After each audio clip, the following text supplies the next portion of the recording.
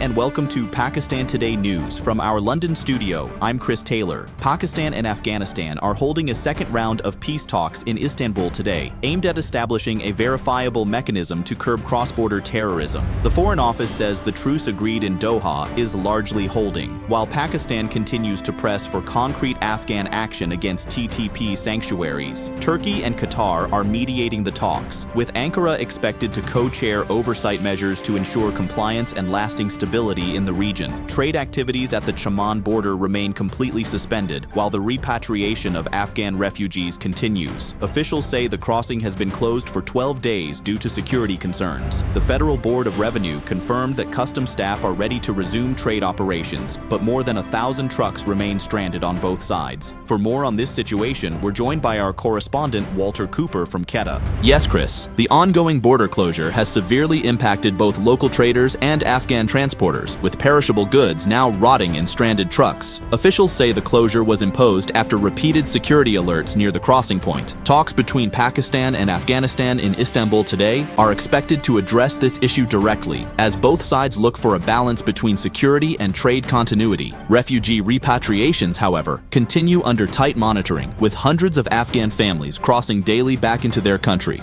Thank you, Walter, for that update. Punjab Governor Sardar Salim Haider Khan has described the PPP-PMLN alliance as a political necessity rather than affection, saying the arrangement was vital for stability following the 2024 general elections. Speaking in Peshawar alongside Khyber Pakhtunkhwa Governor Faisal Karim Kundi, he said the alliance serves national interests and ensures continuity of governance.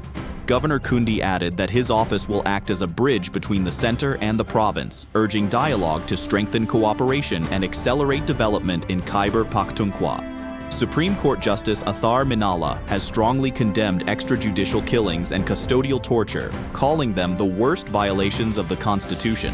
In his dissenting note on the case concerning the murder of Karachi University student Mohammad Hayat Mirza, Justice Minalla said such acts by law enforcement cannot be tolerated under any circumstances. The Supreme Court commuted the death sentence of Shadiullah to life imprisonment, while Justice Minalla stressed that strict accountability is essential to uphold the rule of law. In Balochistan, 18 laborers have been abducted at gunpoint in the Kuzdar district. Armed men attacked a construction company's camp in the Nal area, setting vehicles and machinery on fire before taking the workers away. Officials say this is the second kidnapping incident in the province this week, following one in Mastung. The kidnapped workers, most of them from Sindh, were employed on a road construction project. Security forces have launched a large-scale search operation, though no group has claimed responsibility so far. Prime Minister Shehbaz Sharif says Pakistan stands at the heart of regional trade routes, serving as a vital junction connecting China, Central Asia, and the Middle East. Addressing the Regional Transport Ministers' Conference in Islamabad, he said Pakistan's unique location, from the Arabian Sea to the Persian Gulf,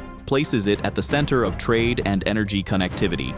The premier highlighted the China-Pakistan Economic Corridor and the Islamabad-Tehran-Istanbul rail link as key projects driving integration and growth across the region.